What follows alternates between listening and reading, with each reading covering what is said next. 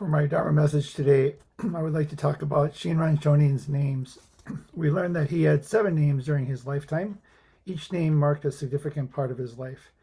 His name given to him at birth was Matsu Wakamaru. His parents named him after the pine tree, called Matsu in Japanese, because this tree is always fresh and green. In some cultures, a pine tree also means wisdom and longevity. After the death of his mother and father, Shinran was being raised by his uncle. Due to the difficulty of so much loss, Shinran wanted to enter a monastery at the age of 9. They arrived late at night, and the head priest wanted to wait till the morning. Disappointed at the need to wait, Shinran recited a poem expressing the difficulty and unreliability of life. This is the poem Shinran recited. The heart that thinks to leave it till the morrow is like the fragile cherry blossoms hanging on the limb. Who knows whether a storm might visit during the night and scatter them to the winds? The poem deeply moved the head priest, and he was immediately ordained and given the name Hanen. He was disappointed at the progress he was making on Mount Hiei at the age of 29, decided to come down from the mountain and to dedicate his life to Honen, Shonin, and the Nembutsu practice. As a disciple of Honen, he received the name Shaku.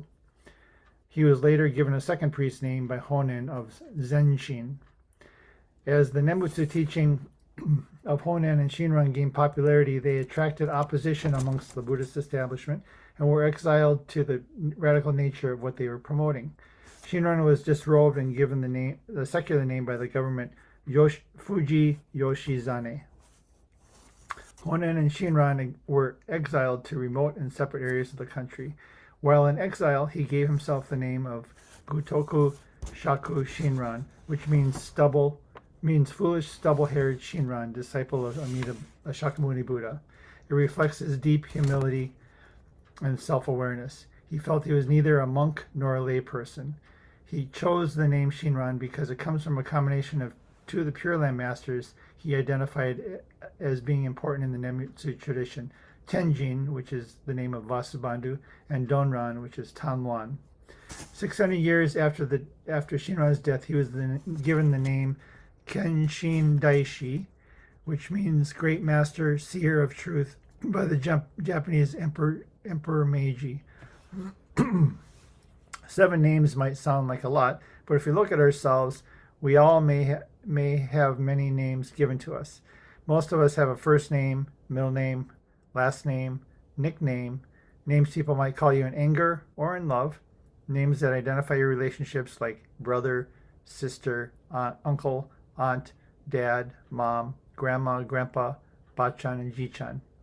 In Buddhism, we often talk about no self. This is the idea that we don't have a permanent, unchanging self. It does not mean we don't exist. Of course we do. In Jodo Shinshu, we usually think of no self in terms of who I am because of you. That is why we have so many names. What do each of your names represent to you? They are important reminders of your life. They represent the connections you have with others.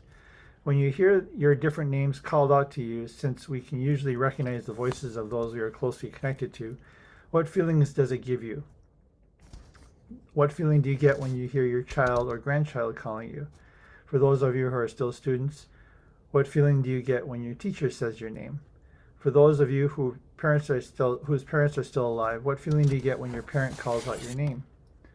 Why do you call out others' names? Is it to get their help? Is it to get their attention? Is it for reassurance? Is it for safety? When we hear our name called by others we are closely connected to, we are comforted, reassured, and happy to know they are there for you. When you recognize their voice, you know that you are not alone. You become calmer. Shinran reminds us that Amida Buddha is calling out to us all the time. It means we are receiving the Buddha's wisdom, understanding that we are part of something bigger and that we are loved. We are not alone and we are enough. Because of this, we can become calmer.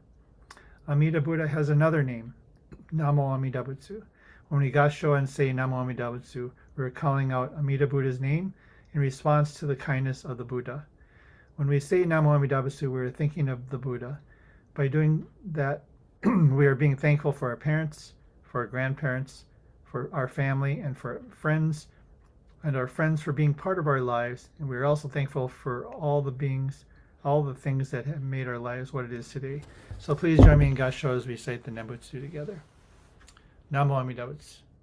Namo Amida Butsu.